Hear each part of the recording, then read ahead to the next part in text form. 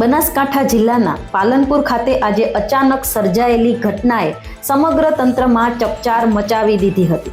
પાલનપુરની જિલ્લા કલેક્ટર કચેરીને અચાનક ખાલી કરાવવામાં આવતા કર્મચારીઓમાં અફરાતફરી મચી ગઈ હતી।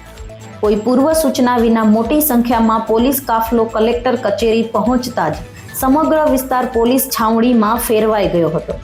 અચાનક આવેલી પોલીસે કલેક્ટર કચેરીમાં કાર્યરત સ્ટાફને તાત્કાલિક કચેરી બહાર નીકળવાની સૂચના આપી હતી। પરિસ્થિતિને ગંભીરતા જોતા જિલ્લા કલેક્ટર અને અધિક કલેક્ટર પણ પોતાની કચેરી છોડીને બહાર નીકળી ગયા હતા।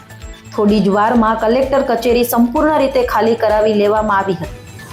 પોલીસ કાર્યવાહી દરમિયાન કલેક્ટર કચેરીની અંદર માત્ર પોલીસ અધિકારીઓ હાજર રહ્યા હતા, જ્યારે કચેરીનો સમગ્ર સ્ટાફ બહાર બગીચામાં એકત્રિત થયો હતો।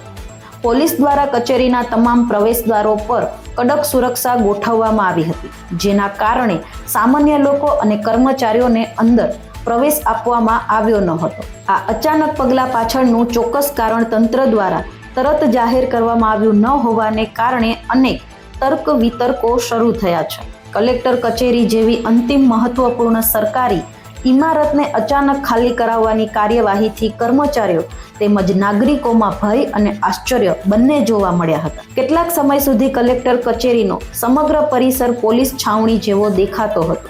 પોલીસ અધિકારીઓ અંદર તપાસમાં વ્યસ્ત રહ્યા, જ્યારે બહાર ઊભેલા કર્મચારીઓમાં શું બન્યું હશે તે અંગે ચર્ચાઓ ચાલી રહી હતી।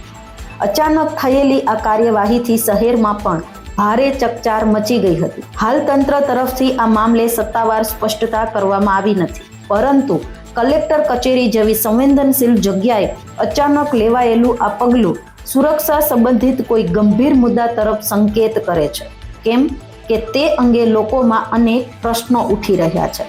સમગ્ર ઘટનાએ બનાસકાંઠા જિલ્લામાં ચર્ચાનું કેન્દ્ર બની છે અને હવે તમામની નજર તંત્રની અધિકૃત માહિતી પર ટકેલી છે।